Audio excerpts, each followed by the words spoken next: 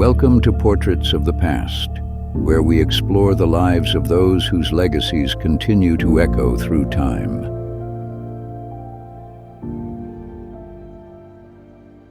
There is a man standing before a wall. The wall is in a refectory on the south side of Milan, a long vaulted dining room built to hold friars at their tables, the light entering from the east and south in panels that shift across the floor through the day. On the north end, a plaster surface has been prepared to his specification, not the wet surface that most painters of his tradition would have used, the wet ground that bonds pigment to wall through the chemical process of carbonation that gives fresco its permanence at the cost of everything else. His ground is dry, sealed with a pitch and mastic preparation. His medium will sit on its surface the way paint sits on a panel, held not by chemistry but by adhesion, retrievable in a way that fresco never is. He can revise, he can reconsider, he can stand before a passage for 3 days and then change it in an afternoon. He has made his choice deliberately, and he knows what it costs. He is not painting. He is standing before the wall, looking at something only he can see. Elsewhere in Milan, in a room that candlelight barely reaches, the same hands are doing something different. A notebook lies open.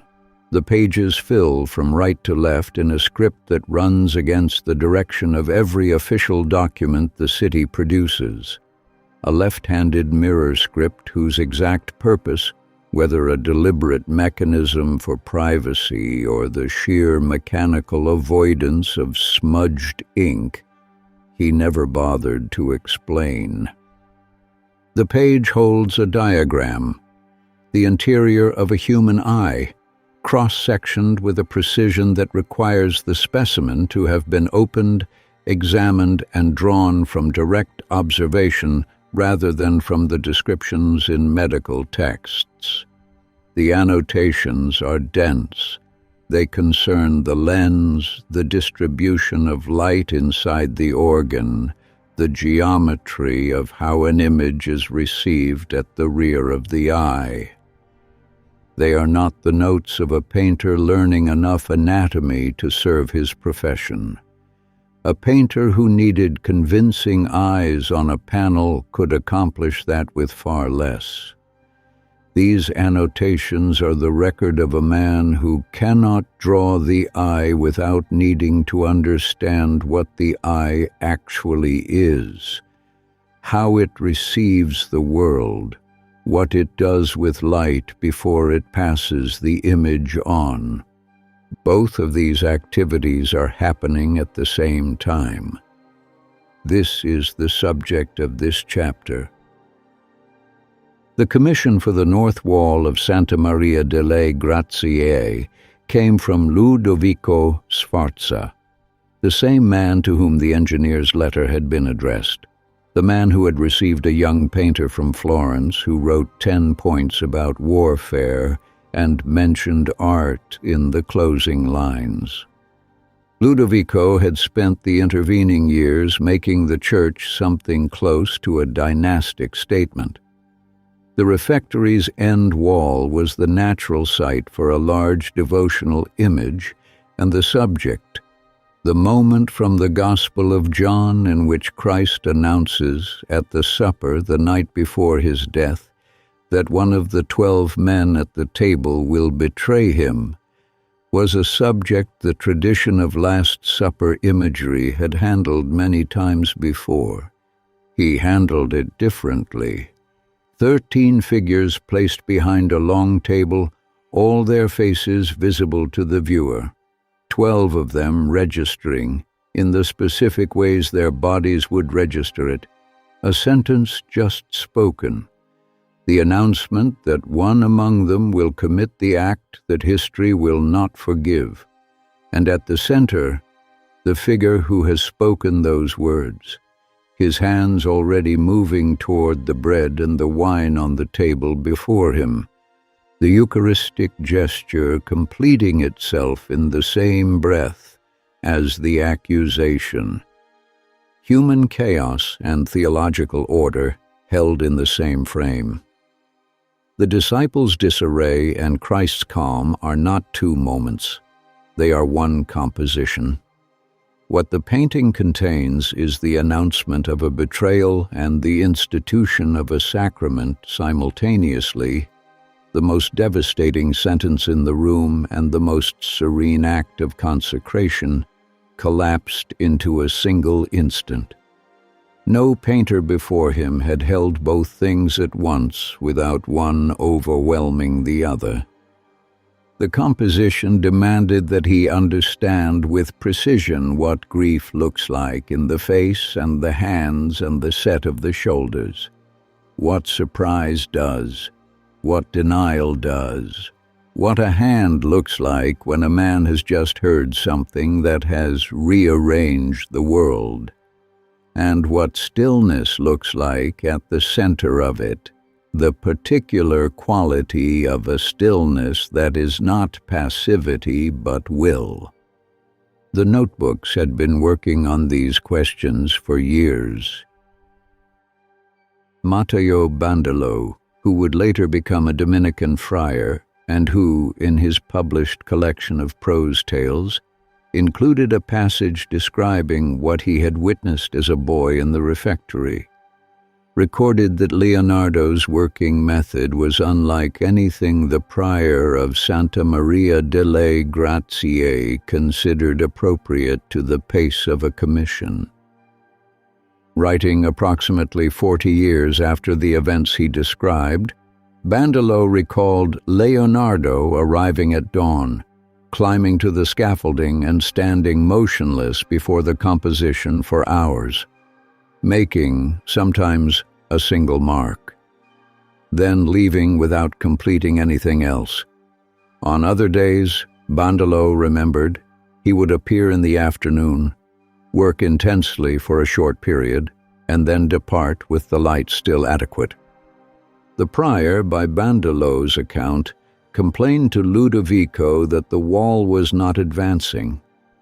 Bandolo's reconstruction of Ludovico's reported response, that a mind working in stillness before an unfinished problem was doing more in an hour than the prior's hands could do in a day, is the kind of anecdote that tends to accumulate around extraordinary figures over 40 years of retrospective telling. It is memoir, not contemporaneous documentation. But the working pattern it describes is consistent with what the notebooks record about Leonardo's approach to problems too large to resolve through continuous forward motion. He thought with his hands, but he also thought before his hands moved. The thinking was not separate from the making. It was the first part of it. The notebooks from the Milan years, the early folios of the Codex Atlanticus, certain of the Windsor sheets, the Madrid Codices, are primary source material of the highest reliability. They were written by Leonardo himself during or proximate to the events they record. What they contain during this period is not a single line of investigation, but a dozen running simultaneously on different pages, sometimes on different parts of the same page.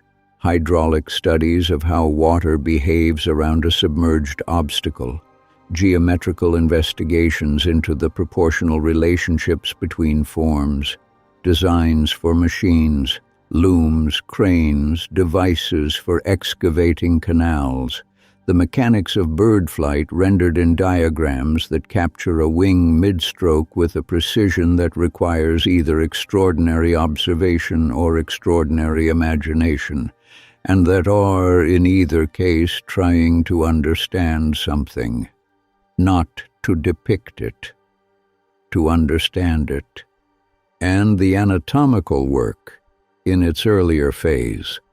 The extensive systematic collaboration with the physician Marcantonio della Torre, in which Leonardo's drawing and della Torre's medical knowledge would produce some of the most detailed anatomical documentation of the Renaissance, belongs to a later period around 1510 or 1511 in Pavia. But during the Milan years, the notebooks already show earlier anatomical investigation, studies of the skull, of the musculature of the shoulder and arm, of the mechanics of the hip in motion. These were not drawings made to serve the paintings, though the paintings would use what the drawings found.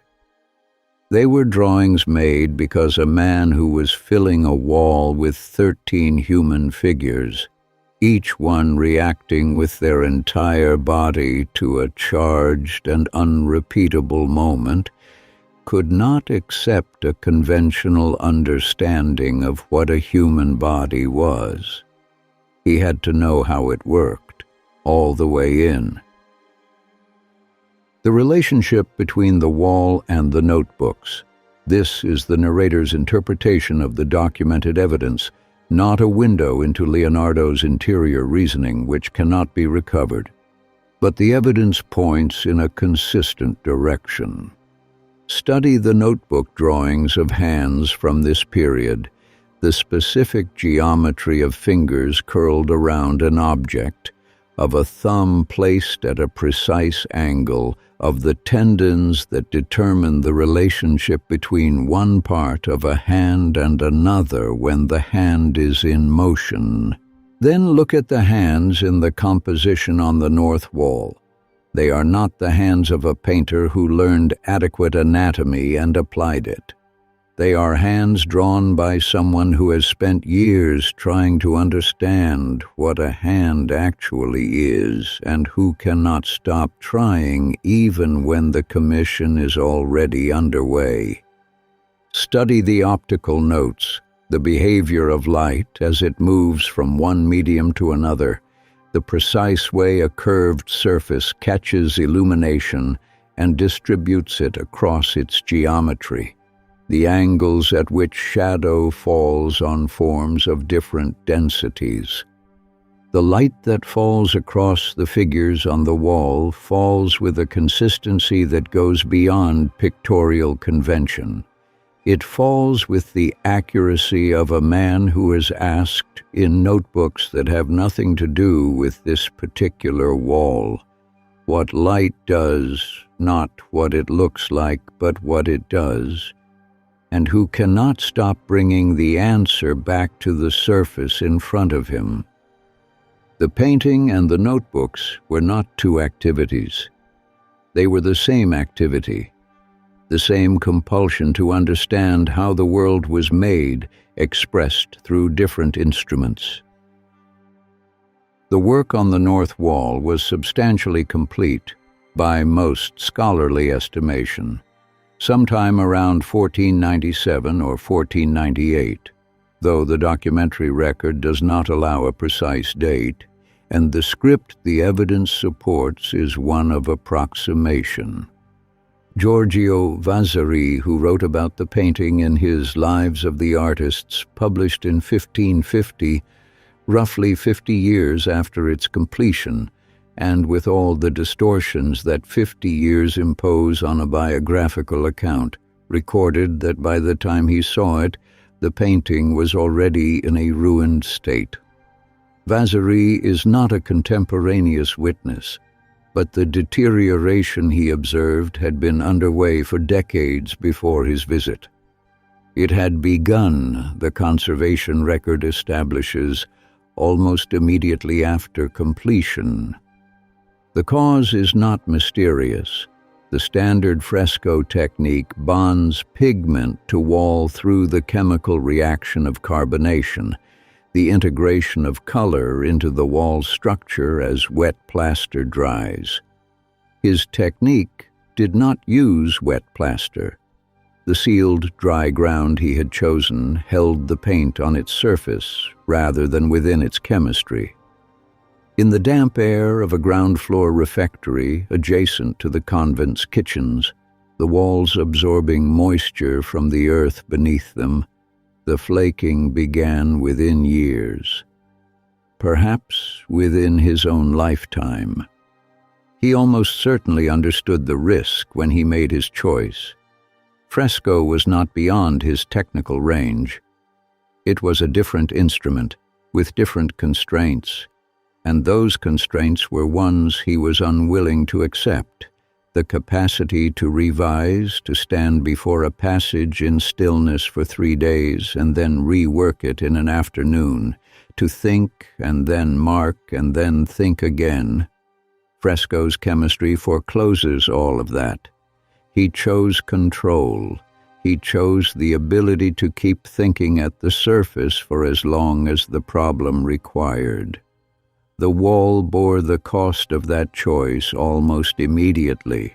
Whether that exchange was one he would have revised is not something the record tells us.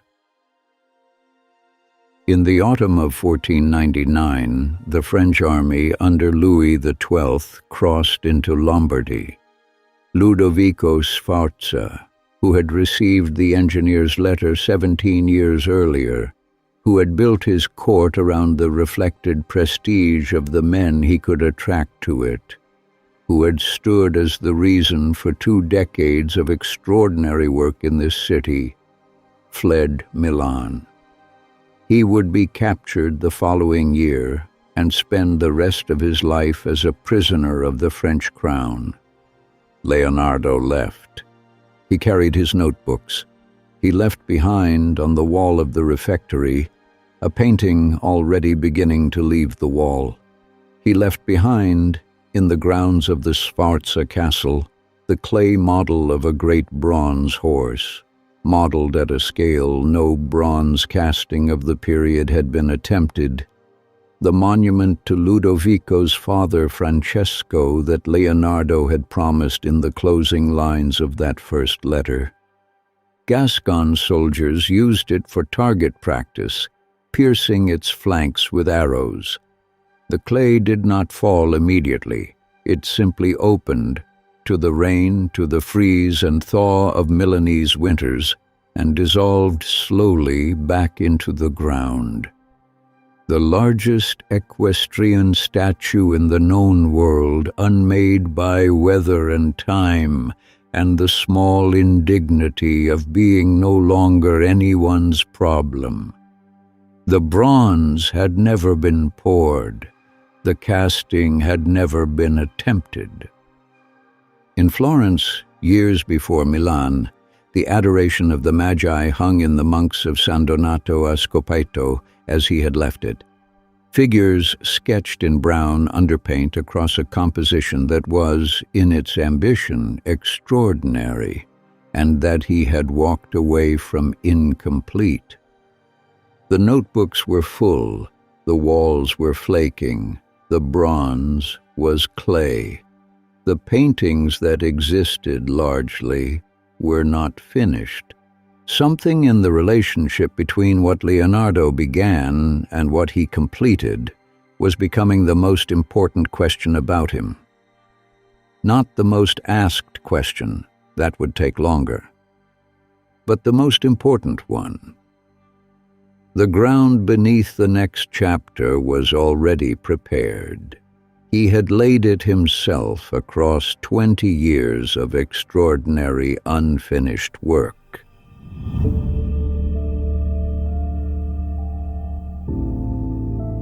The paint is dry on this chapter, but the archives are vast. Subscribe and return to portraits of the past.